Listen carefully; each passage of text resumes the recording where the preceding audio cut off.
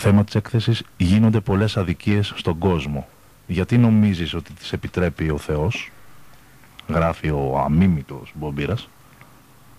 Στην Ινδία υπάρχουν πολλές αγελάδες, αλλά δεν τις σκοτώνουνε, γιατί λένε ότι είναι ιερές. Και ωστόσο τα Ινδιάκια πεθαίνουνε της πείνας. Αν ήμουνα εγώ ιδιοκτήτης μιας Ινδικής αγελάδας, θα την πήγαινα αμέσως για σφάξιμο και το κρέας θα το έδινα στα πεινασμένα παιδιά, κρυφά από τους αρχιερείς. Ο Βους κάνει τον μάγκα γιατί έχει πολλά δολάρια και κάνει τον πόλεμο με το Ιράκ με τη δικαιολογία ότι θέλει να βοηθήσει το Κουβάιτ. Αλλά δεν λυπάται τους νέγρους. Και όσα λέει είναι μπουρδες. Στην Ιταλία, όταν πας στρατιώτης, σε στέλνουν στη Σαρδινία για να σε τιμωρήσουν που γεννήθηκε στην Νάπολη. Κάθε μέρα πεθαίνουν 1 εκατομμύριο στον τρίτο κόσμο επειδή πεινάνε.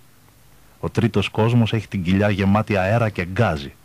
Και ο πρώτος και ο δεύτερος κόσμος έχουν την κοιλιά γεμάτη μακαρονάκι κοφτό, κρέας και φτέδες, ψάρια και τσιγαριαστά.